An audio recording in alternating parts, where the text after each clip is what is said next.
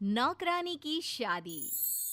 बड़े घरों का हिसाब किताब तो आप लोगों को पता ही है।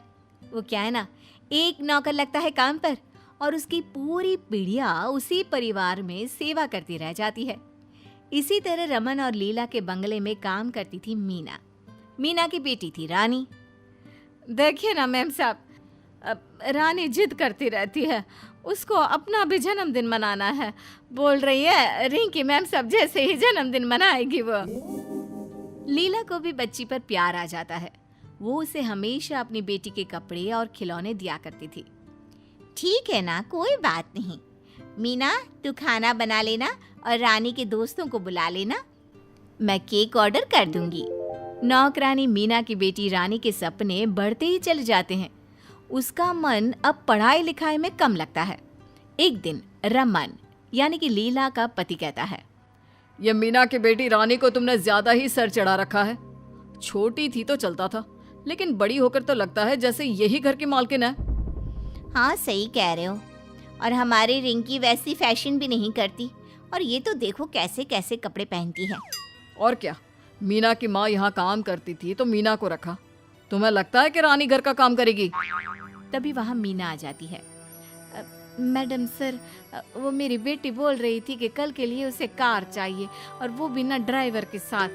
नहीं मीना, कल हम लोग बाहर जा रहे हैं और मैंने उसे पैसे दिए थे रिक्शा के, फिर कार क्यों चाहिए? हाँ मीना, तुझे अपनी बेटी को समझाना चाहिए कि वो नौकरानी है तो नौकरानी जैसे रहे। क्यों? अब माँ को उन लोगों की बात अच्छी नहीं लगती। वो वहाँ से चली जाती है। बेटी रानी, वो मालिक को कहीं जाना है तो वो कार नहीं दे पाएंगे। तू एक काम कर, ये ले 100 रुपए, कल ना तो कैब करके चली जाना। वैसे तुझे जाना कहाँ है बिटिया रानी? माँ, मेरी सहेली की शादी है तो वहीं जाना है। पता है ना, वो लोग पहले इसी मोहल्ले में रहते थे। पास वाला बंगला उन्हीं का तो है, और बचपन से उन्हें पता भी नहीं कि ये घर हम लोगों का नहीं है और तू यहाँ नौकरानी है। उसने मुझे शादी में बुलाया है तो मैं जाऊंगी। अरे हाँ हाँ मेरी रानी बिटिया, जाना। वैसे भी तू कहाँ लगती है नौकरानी की बेटी। जा मेरे बच्चे। हर माँ की तरह मीना भी रानी को मानती है। वो चाहती है कि उसकी बेटी वो जीवन ना जिए जो उसकी पुश्तों से चल रहा है, यानी कि नौकरानी का जीवन। खैर, अगले दिन कैब करके रानी शादी में जाती है, जहां उस पर वहां के एक अमीर खानदान के लड़के रोहन की नजर पड़ती है। वाह, कितनी प्यारी लड़की है। काश मेरी शादी इससे हो जाती। रोहन रानी के पास जाता है और उससे बात करता है। हेलो, मेरा नाम रोहन है। वो हीरा ज्वेलर का नाम सुना है ना? वही जो शहर के बड़े हीरा के व्यापारी हैं, वो मेरे पापा हैं। ओके, तो बताइए मैं आपके लिए क्या कर सकती हूँ? तुम मुझे बहुत अच्छी लगी हो। अगर तुम्हारी शादी तय ना हुई हो या तुम किसी और को पसंद ना करती हो तो मैं तुमसे शादी करना चाहता हूँ। रानी को रोहन की बात सुनकर लगता है कि जैसे उसकी तो लॉटरी ही लग गई। वो खुश हो जाती है। वैसे तुम बहुत हैंडसम हो, पर मैं ही क्यों? अरे कैसी बात कर रही हो, कितनी सुंदर हो तुम जानती हो, और ये ड्रेस तुम पर कितनी अच्छी लग रही है। रानी खुश हो जाती है। ठीक है, मैं भी तुमसे शादी करने के लिए तैयार हूँ। बाद में जब रानी घर चली जाती है तो उसके पेट में बटरफ्लाईज उड़ रही होती हैं। क्या बात है रानी, तू बड़ी खुश लग रही है। शादी में तेरी शादी फिक्स हो गई का? माँ, कुछ ऐसा ही समझ ले। माँ, ऐसे लड़के का शादी के लिए ऑफर आया है जिससे शादी करके हमारी आने वाली और जो चली गई वो सारी की सारी पुश्ते सोने चांदी नहीं बल्कि हीरे में खेलेंगी। माँ, मैं सच में बहुत किस्मत वाली हूँ अगर मेरी शादी रोहन से हो जाती है तो। रोहन? कौन है ये बेटा? पहले तो नाम नहीं सुना किसी रोहन का तेरे मुंह से। बस फिर क्या था, रानी माँ को सारी बात बता देती है कि कैसे रोहन नाम के लड़के ने उससे शादी करने को कहा है और उसने हाँ भी कर दिया है। हीरा व्यापारी, हीरा ज्वेलर? हे भगवान, उनकी तो दुकान में भी इतनी चमक है जितनी कि पूरे शहर में नहीं है। बेटे, मुझे नहीं लगता कि तेरी हकीकत जानने के बाद वो लोग तुझसे शादी करने को हाँ करेंगे। और बेटी, वैसे भी तू तो एक नौकरानी की बेटी है, ये कैसे भूल गई? रानी को माँ की बात ठीक लगती है। हाँ माँ, तू सही बोल रही है। मैं कल ही रोहन को सारी बात बता दूंगी।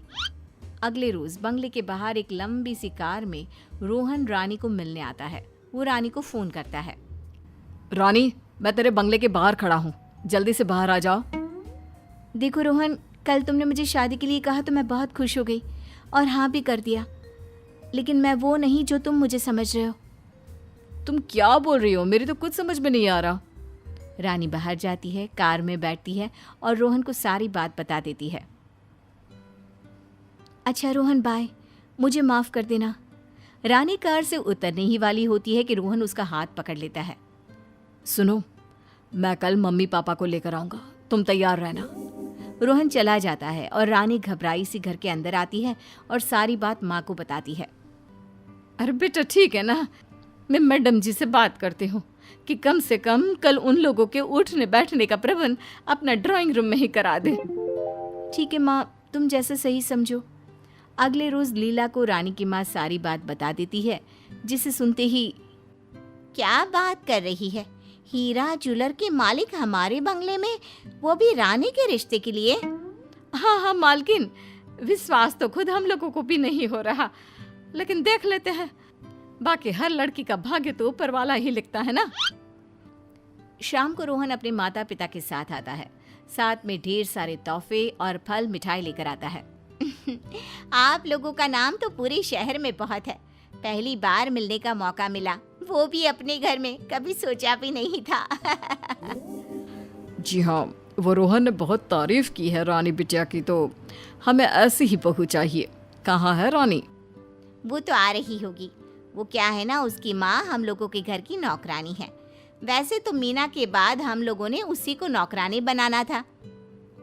मैं आप लोगों को अपनी बेटी से मिलवाती हूँ, रिंकी से। अरे ओ रिंकी! लीला की बेटी रिंकी वहाँ आती है। ये है हमारी बेटी। अरे कहाँ आप जैसे बड़े लोग नौकरानी की बेटी से शादी करेंगे? पापा, वो मैं तो। तभी वहाँ मीना रानी को लेकर आती है। माफ करिए, हमारी तो बहू रानी ही बनेगी। जिस लड़की के अंदर इतनी ईमानदारी हो वो कितनी अच्छी होगी। ये रिश्ता पक्का समझो, और ये लो नए बंगले की चाबी। अब आप लोग वहीं रहेंगे। तभी रोहन की माँ बोल पड़ती है। बिटिया ना राजा की होती है ना रानी की, वो तो सिर्फ अपनी किस्मत लेकर आती है बहन जी। चलिए